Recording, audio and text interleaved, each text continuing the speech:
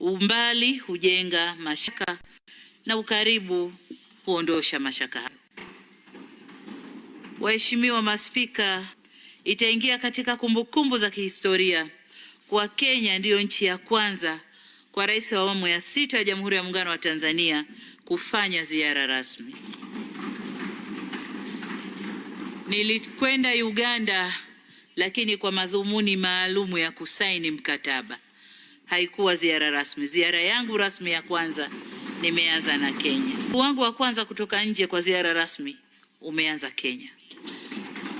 Na nataka niwaambie, jana nilikaribishwa iftari na Mheshimiwa Rais.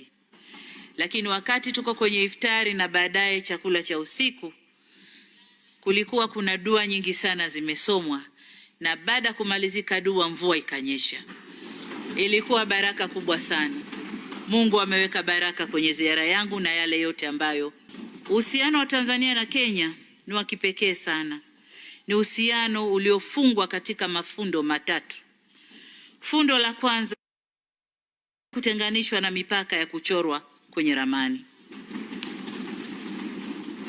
Makabila ya pande mbili za mpaka yanaingiliana na watu wake ni wale wale wamoja.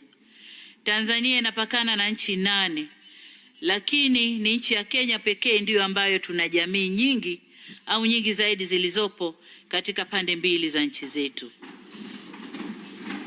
Kwenye ukumbi huu wa Bunge, nadhani ndani hapa kuna wakina Otieno, kuna wakina Boke, kuna wakina Namelok kama ilivyo Tanzania. Lakini pia kuna akina Kilonzo na akina Kioko kama ilivyo Tanzania. Huyu ni hii ni mifano michache tu. Fundo la pili ni historia. Vitu mbili hizi tayari zilishakuwa chini ya East African Common Service Organization. Mbinu yetu na chumi zetu zilifumwa pamoja kabla hata nchi zetu hazijapata uhuru. Fundo la tatu ni jiografia. Mwenyezi Mungu amejalia nchi zetu mbili hizi kuwa majirani. Tuna mipaka ya baharini na mipaka ya ardhini, na hata ekolojia yetu ni moja. Ndio kusema kuwa hata wanyama pori wetu ni ndugu na ni majirani.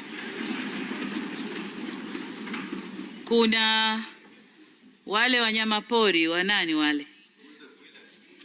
Wanakuja kupata mimba Kenya, wanazalia Tanzania.